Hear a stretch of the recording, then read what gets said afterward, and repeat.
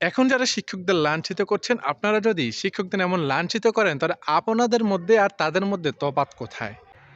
অধ্যাপক doctor Mahmudullah sir, যিনি একাধারে বিশিষ্ট অর্থনীতিবিদ ও একজন রাজনৈতিক বিশ্লেষক, এমন সুনামধন্য স্যারকে নিয়ে ঢাকা বিশ্ববিদ্যালয়ের ছাত্রলীগ যেদিন লাঞ্ছিত করেছিল, সেদিন বর্তমানের হাই হুতাশ করা সুশীলরা কোথায় ছিলেন? তার অতিশয় একজন ভদ্রলোক। সেদিন তিনি কিছুই বলেননি, শুধু তুচ্ছ তাচ্ছিল্য নিয়েও হেসেছিলেন চুপ করে।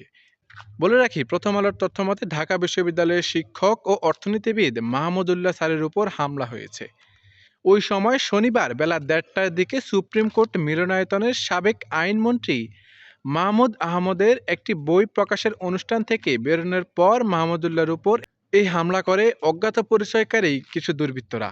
ঘটনার পরপরই মাহমুদুল্লাহ প্রথম আলোকে বলেন, অনুষ্ঠান শেষে মিলনায়তনের বাইরে হঠাৎ করেই ৩ জন দুর্বৃত্ত তার উপর চড়া হয়। তাকে শারীরিকভাবে লাঞ্ছিত করে, তারা হামলা চালিয়ে তার পোশাক ছিঁড়ে ফেলে। তিনি হামলাকারীদের চেনেন, সকলেই ছাত্রলীগ। পরে আশপাশে থাকা লোকজন এগিয়ে আসলে দুর্বৃত্তরা পালিয়ে যায়। এখন যারা শিক্ষকদের লাঞ্ছিত করছেন, আপনারা যদি শিক্ষকদের এমন লাঞ্ছিত করেন, তাহলে আপনাদের মধ্যে আর তাদের মধ্যে তফাৎ কোথায়?